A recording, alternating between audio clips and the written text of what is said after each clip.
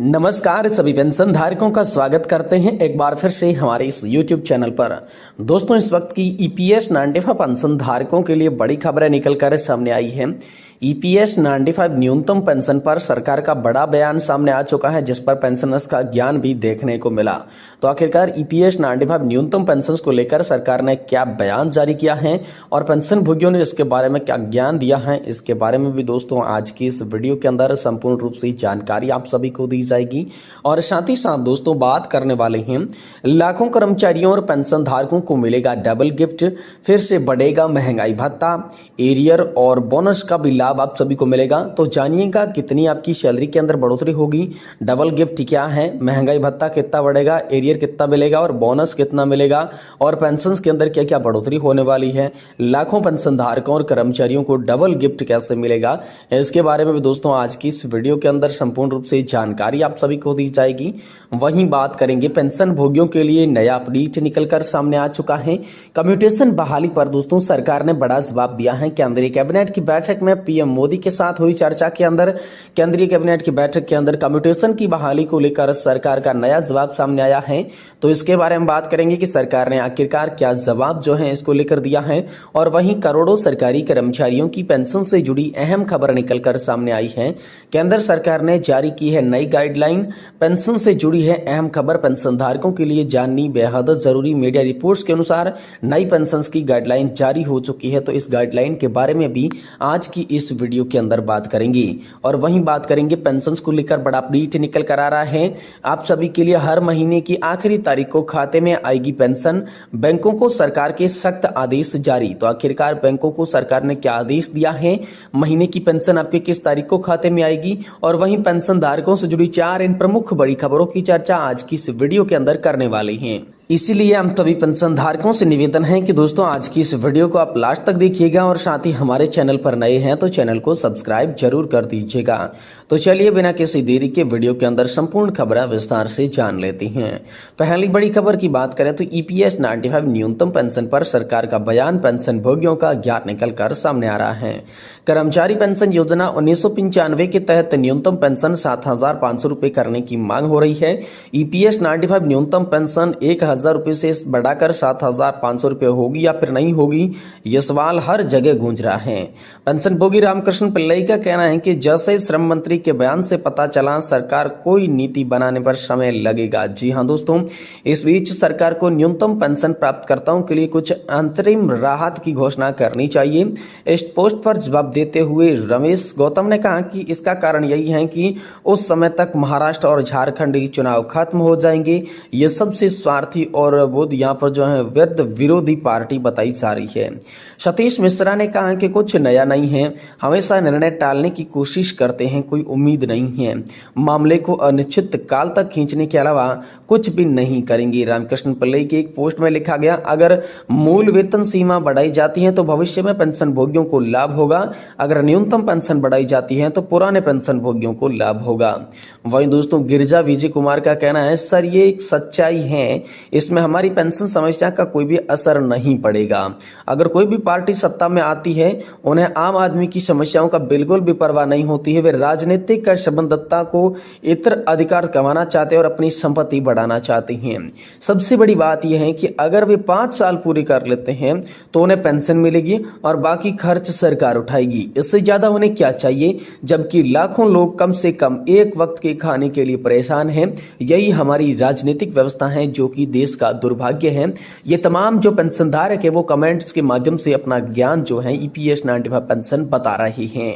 वहीं दोस्तों अगली बड़ी खबर की बात करें तो लाखों कर्मचारियों को मिलेगा डबल गिफ्ट, फिर से बढ़ेगा महंगाई भत्ता, एरियर मिलेगा आप सभी को और बोनस का भी लाभ देखने को मिलेगा।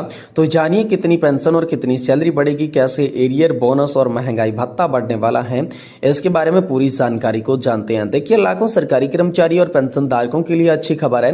दीपावली से पहले यहाँ पर जो है 2 तोहफे मिलने वाले हैं। खबर है कि सरकार जो है वो दिवाली से पहले कर्मचारी पेंशन धारकों के महंगाई भत्ते और महंगाई राहत में 3% की बढ़ोतरी कर सकती है। महंगाई भत्ते और महंगाई राहत में 3% की बढ़ोतरी कर सकती है। वहीं बोनस का भी लाभ दिया जाएगा। डीए और बोनस को लेकर वित्त विभाग ने तैयारियां शुरू कर दी है। संभावना जताई जा रही है कि दीपावली से पहले होने वाली कैबिनेट बैठक में इन दिनों यहां पर दोनों प्रस्तावों पर लाकर हरी झंडी दी जा सकती है, जिससे दोस्तों करीब 20 लाख कर्मचारी और 8 लाख पेंशनधारकों को लाभ होगा। अनुमान है कि डीए और बोनस यहां पर जो है सरकार ऊपर 3000 करोड़ रुपए का भार पड़ेगा। तो दोस्तों मीडिया रिपोर्ट्स की माने तो दोस्तों योगी सरकार दीपावली से पहले राज्य कर्मचारी और पेंशनधारकों के लिए 3% की वृद्धि करेगी डीए के अंदर, जिसके बाद 50% से बढ़कर 53% डीए पहुंच सकता है। नई दरें जुलाई 2024 से लागू होगी। ऐसे में जुलाई से सितंबर तक का एरियर भी आप सभी को देखने को मिलेगा। खबर तो यह भी है कि अक्टूबर की सैलरी नवंबर की बजाय दीपावली को देखते हुए अक्टूबर अंत तक भेजी जाएगी। वहीं दोस्तों दीपावली से पहले बोनस का भी लाभ मिलेगा। तो डीए के अलावा दीपावली से पहले राज्य कर्मचारियों को बोनस का भी लाभ मिलेगा।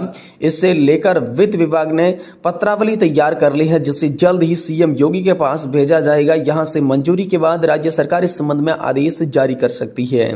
अनुमान है कि पिछले साल इस तरह कई बार कर्मचारियों की अधिकतम 7000 रुपए तक का बोनस दिया गया। इस बोनस का लाभ राज्य कर्मचारियों को, दैनिक वेतनभोगी और वर्क चार्ज के कर्मचारियों को मिलेगा। इससे दोस्तों 14.82 लाख कर्मचारी लाभान्वित होंगे और इसके लिए सरकार के खाते में करीब 1025 करोड़ रुपए से अधिक का व्यय करना पड़ेगा। वहीं वृद्धि भत्ते में भी 3 गुना की वृद्धि संभव है। डीए बोनस के अलावा पुलिस कर्मियों को 21 अक्टूबर को पुलिस स्मृति दिवस के मौके पर तोहफा मिलने की उम्मीद है। खबर है कि योगी सरकार पुलिस कर्मियों की वृद्धि भत्ते में 3 गुना वृद्धि कर सकती है। इससे पुलिस में नॉन गेजेट 3,30,000 कर्मचारियों को लाभ मिलेगा। वर्तमान में इन पुलिस बल तैनात कर्मचारियों को प्रत्येक 5 वर्ष में 7500 रुपए वृद्धि भत्ता जो है वो दिया जाता है। तो ये बड़ी खबर आप सभी के लिए निकल कर आई है।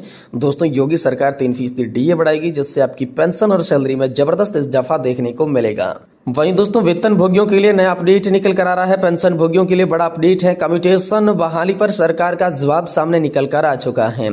केंद्र सरकार के रिटायर्ड कर्मचारी श्री राम नारायण सिंह की ओर से दर्ज की गई कम्यूटेशन बहाली की शिकायत पर हाल ही में केंद्र सरकार ने जवाब ने कई पेंशन भोगियों के बीच इस प्रक्रिया को लेकर जानकारी मांगकर बढ़ा दी है। तो दोस्तों हम इस वीडियो के अंदर विस्तार से समझाएंगे कि कम्यूटेशन की बहाली क्या है और इसकी बहाली की प्रक्रिया क्या होती है, जिससे पेंशन भोगियों को उनकी पूरी पेंशन वापस मिल सके। जी हाँ दोस्तों, तो चलिए इसके बारे में विस्तार से जान सकते हैं। देखिए कम्यूटेशन का मतलब क्या है, सबसे पहले ये बात करते हैं। कम्यूटेशन का मतलब है कि एक रिटायर्ड कर्मचारी अपनी पेंशन का एक हिस्सा एडवांस में लमसम राशि के रूप में ले सकता है, जिससे उसकी मासिक पेंशन की राशि कम हो जाती है। ये कमी सामान्यतः 15 वर्षों तक रहती है, जिसके बाद पेंशन फिर से पूर्व स्तर पर बहाल हो जाती है। तो कम्यूटेशन बहाली की प्रक्रिया की बात करें तो कम्यूटेशन बहाली का अर्थ है 15 वर्ष के बाद जिस हिस्से की पेंशन घटाई गई थी वह पूरी पेंशन फिर से बहाल कर दी जानी चाहिए। ये प्रक्रिया स्वचालित होती है, लेकिन कभी कभी पेंशन भोगी को इसे सक्रिय रूप से अनुसरण करना पड़ता है यदि बहाली में देरी हो जाए या कोई विसंगति हो जाए। तो केंद्र सरकार ने पेंशन की कम्यूटेशन की बहाली के लिए कौन कौन से नियम स्पष्ट किए हैं। तो नियम की बात करें तो सेवानिवृत्ति के समय कम्यूटेशन की बात कही गई है।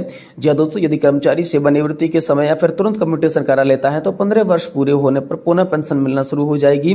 उदाहरण के लिए यदि किसी व्यक्ति ने 1 जनवरी 2019 में हुई है तो उसकी समय कम्यूटेशन किया जाएगा, तो उसी समय दोस्तों 1 जनवरी 2024 से उनकी पूर्ण पेंशन की बहाली की जाएगी। वही दोस्तों दूसरा नियम है तो सेवानिवृत्ति के बाद कम्यूटेशन, किस्तों के अंदर कम्यूटेशन, ये 3 तरह से कम्यूटेशन होते हैं। तो पेंशन भोगियों के लिए सुझाव कौन कौन से सुझाव के लिए बताया गया तो दस्तावेज संग्रहण करना, कानूनी सलाह लेना और पेंशन विभाग से संपर्क में रहना, ये 3 प्रमुख सलाह जो है वो पेंशन धारकों को दी जा रही है।